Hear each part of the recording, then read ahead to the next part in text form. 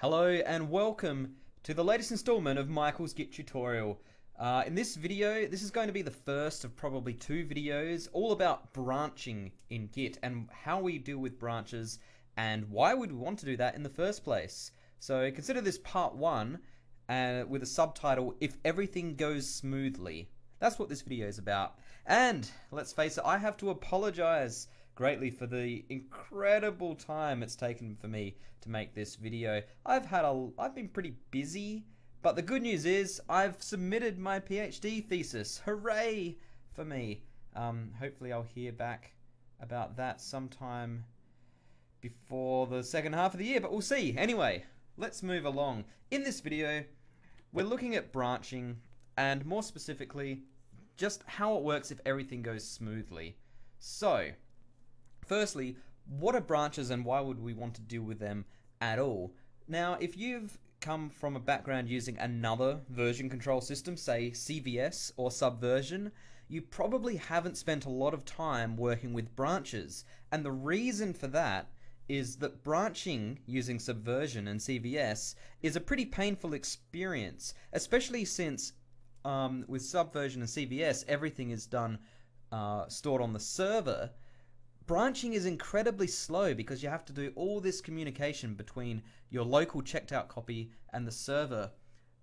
With Git, branching is awesome. Like everything else in Git, branches are distributed, and so when you work with branches, by default you're only working with the local copy of the repository, which makes them incredibly fast. They're really powerful.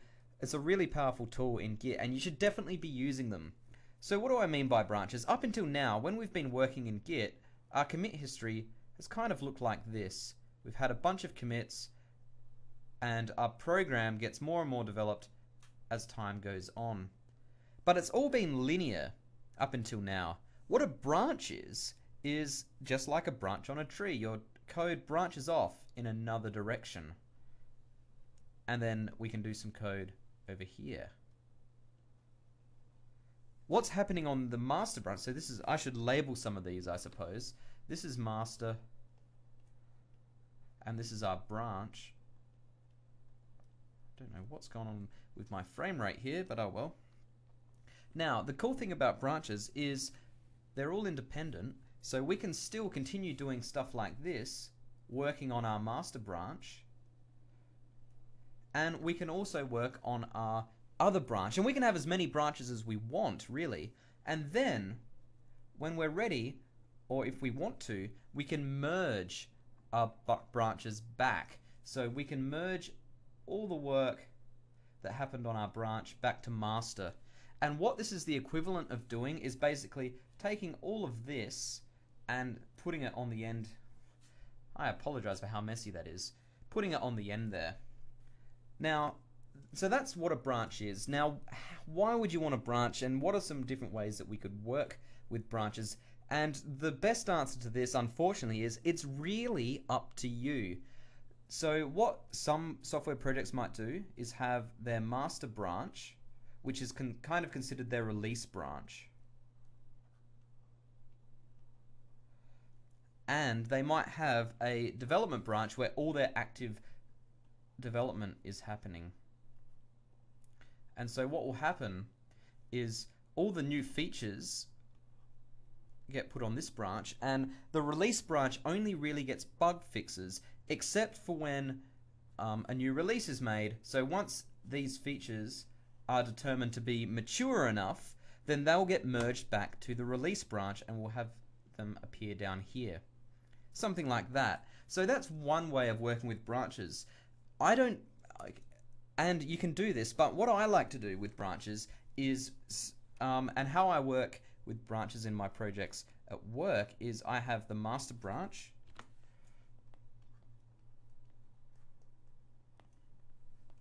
and the master branch, the way I kind of work is I say that the master branch, it's not really a release branch. We don't have a concept of release in the software that we're doing because it's mostly research projects anyway. But our master branch always works, okay? The master branch always compiles. The features that are in master always work to the extent that they've been developed. Then what I do is basically have a branch for every new feature that I'm going to do. So whenever I create a new feature, whenever I decide I'm going to add a new feature to the software, I create a branch for that feature, and I do all the development work for that feature on my branch. Now other people can do things on master, and that's just fine. So more work can happen here.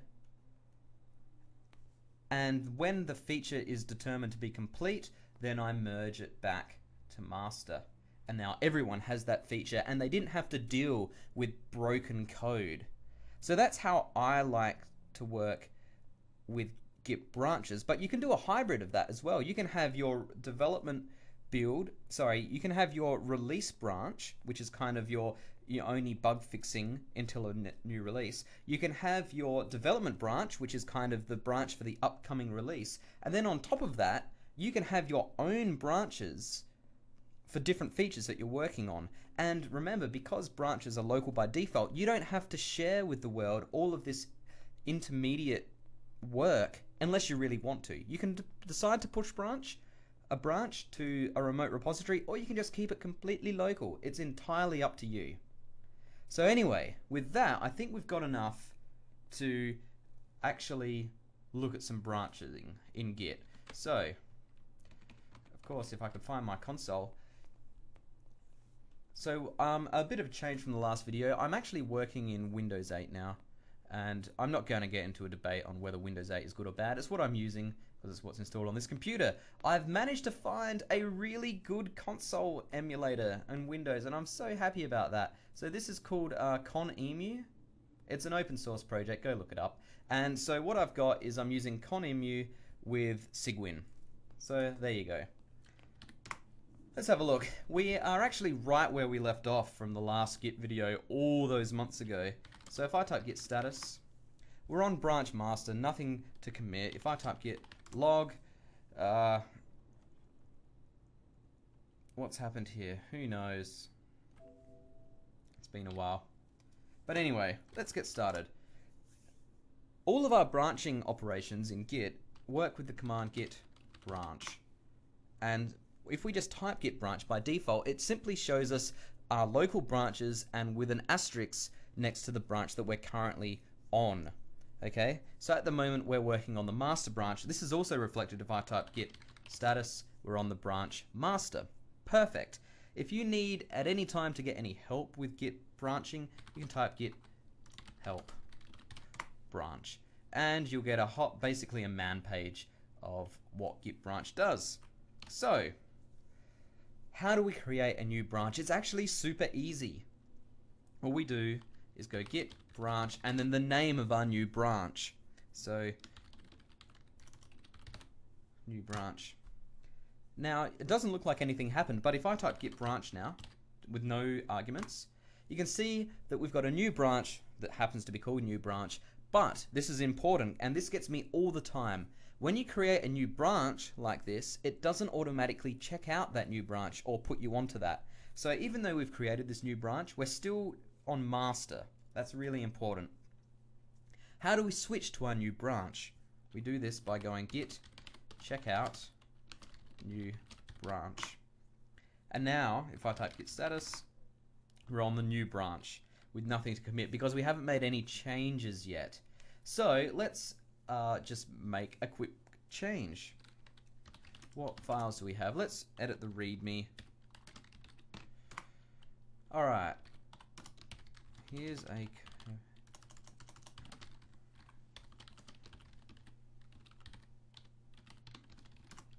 Alright. So we've edited a file now. If I type git status, you see the file is ready to be committed. So git commit -a. Updating the README. I use Vim, by the way, so don't get put off by my text editor. You can use whatever text editor you like. You can even use Notepad if you wanted to. So now if I type git status, we're on our new branch, nothing to commit because we've committed the changes I just made to the README. If I type git log, there is our change, updating the README. So that's really all there is to it. That's how we work with branches in Git. Pretty easy, right? So let's just recap. What we've done so far is we have our master branch, it looks like this, and then we created a new branch and made one commit to it. That's really important. When we just go git branch, it doesn't actually, because we don't make any changes, we don't really see this in the history. What I'm trying to say is making a branch doesn't actually modify any history. It's not until we make a commit or two where we've got something to work with. So anyway, back here, what should we do now? How do we switch between branches? So remember, if I go git branch, you can see that we're on our new branch. To switch between a branch, it's really easy. All we have to do is go git checkout and the name of the branch we want. So if we want to be on master, git checkout master, and we're back to master branch. If I type git log, you can see our commit that we just made is not there. That's because we made it on our new branch, and that's all there is to it. So switching branches is really easy. You should use git branch or git status to remind you of what branch you're on so that you don't accidentally commit code where you didn't intend to. If you do that, don't worry, I've got a fix for that, which will be in a later video. So let's move along. So far, we've made our branch and we've done a commit to that. But remember that in Git, by default, branches are local. So let's have a look at the branches on the remote. The only remote we have here is the origin. So what we can actually do is type git branch and then a -a. This tells Git to list all the branches, including all the branches on our remotes. So you can see here, these two are local and remotes origin master. So our remote, which in this case is just origin, also has a master branch, and this is of course reflected on GitHub, which is where this is hosted. And if we have a look at our commits, you can see here that we've only got our master branch. To push a branch in Git is similar to doing a commit. You first have to type, similar to doing a push. Git push origin. But there's something important. The first time you push a new branch, in other words, when you push a branch that you've only just created locally and doesn't exist on the remote yet, you must specify the name of the branch. So we want to push new branch to the origin. And this will take a second. I don't know why my internet's so slow, but here we go. It's working. So now there's a new branch at GitHub called new branch, and we can verify this really quickly. If I refresh this, or go to the home page, there are now two branches, new branch and master. Next time we do a commit, so let's quickly do another commit. We'll get on the branch that we want, and let's edit ASDF.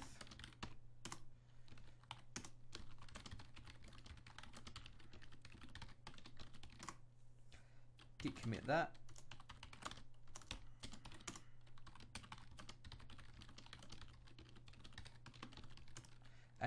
And now if we want to push our new changes, because the origin already has a version of new branch, we don't have to specify that again. By default, Git will try and push all the branches that it knows about. So git push origin. Don't need to specify anything, and it will try and push new branch, and if we had any changes to master, it would try to push those as well. We can still specify a branch here if we only want to push a particular branch. Okay, so we could have specified master there, and if we do that, it'll say it's up to date and there's nothing to push, because we haven't made any changes to master yet. So there you go. But now you know how to push a branch. Remember, the first time you must specify the branch name. After that, you don't need to.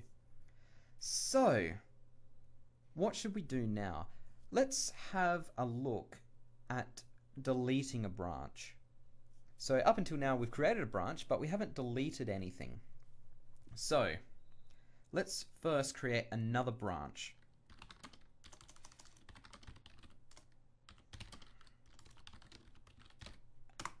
Alright, git status, git branch.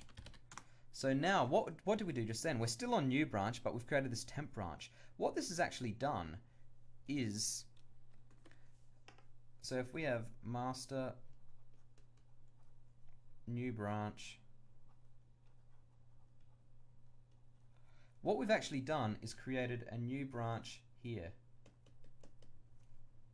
called temp branch.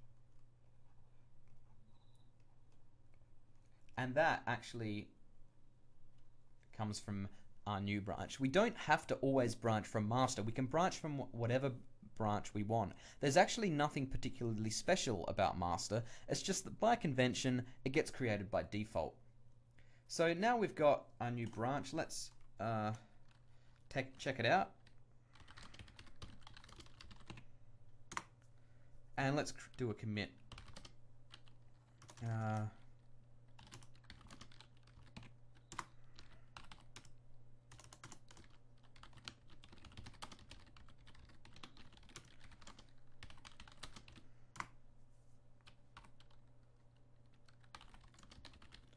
I apologize for my incredibly boring commits, but all I want to do is demonstrate the concepts. So now, let's push this branch to origin as well. So git push origin temp branch. So now the GitHub will have a copy of this branch. So, how do we delete a branch? The first thing is we can't delete the branch that we're currently on. So let's switch to master. Alright, how do we delete the branch? Well, it's actually quite simple. We go git branch -d and then the name of our branch. Now, git branch with a lowercase d as the argument will only let you delete the branch if you've merged it, if you've merged those changes that you made on that branch to another one. In other words, if we try this, it'll give you an error. The branch is not fully merged. Are you sure you want to delete it? So what it's trying to say is it's giving you a kind of a safety catch here. So it's saying that you've made changes that appear on temp branch, but not anywhere else. So if you delete this branch, your changes that you made are going to disappear. You won't have them anymore. Now, if you're absolutely sure you want to delete this branch, you can use a capital D, and that will delete the branch. So if we do this, temp branch is totally gone. Totally gone, I should say, from our local repository. Remember, all the repositories are a clone of each other, but because we pushed temp branch to GitHub before we deleted it, it still lives there. Deleting a branch, just like all the other branching commands, work on your local repository only by default. If we want to delete our branch from the remote, so if I just refresh this, you can see now that we have 3 branches. If we want to delete this branch from GitHub, it's a little bit more complicated. What we're going to do is type git push origin, and then this is kind of some weird syntax, colon temp branch. This will remove the branch from your remote repository. If we press enter and we wait patiently for my internet to catch up, deleted temp branch. So remember, colon and then the branch name will delete a branch from the remote repository. It's some weird syntax, but you get used to it. So we know now what branches are, we know how to create them, we know how to work on them, we know how to switch between branches, we know how to push branches to remotes, and we know how to delete branches. How do we merge? Well, merging is actually really easy. In this example, it's going to be really easy because we haven't made any changes to master. So what's actually going to happen when we do our merge? You're going to get sick of me drawing these, but that's okay. So here's master, and here is our new branch. And we've made some changes here. When we do our merge, what's actually going to happen is it's going to take all the commits that we made on our new branch and try to put them here. Now, because in this video we haven't made any changes to master, there's not going to be, we know there isn't going to be any conflicts. It's just going to put these commits, because at the moment, even though this is a branch, all we really have is a line, even though we've been on different branches. So there's not going to be any problems doing our merge here. There will be in the next video, I promise. But for now, let's just see what happens when things work. So the first thing we need to do is check out the branch that we want to merge to. In this case, it's going to be master. Already on master, fantastic. All we need to do to merge this is go git merge and then the name of the branch, which was new branch. And it'll tell you what's happened. It's a simple fast forward because there were no merge issues because we didn't do any work on master. But if we type git log now, you can see here that the commits that we made on new branch are on our master branch now, which is exactly what we would expect. There are actually ways that you can squash these down to one commit rather than seeing all the incremental work, but we'll leave that for another day. For now, if I type git push origin, it'll update master because we've done this merge locally. And there we have it. So with that, that's really it for this video. What on earth did we accomplish? Come on. Well, branches on Git are really awesome. They're local by default, which makes them super fast. You should definitely use branches if you're working with Git. Branches on some version and CVS suck by comparison because they are all done remotely, which makes them incredibly slow and tedious to do, especially on large repositories.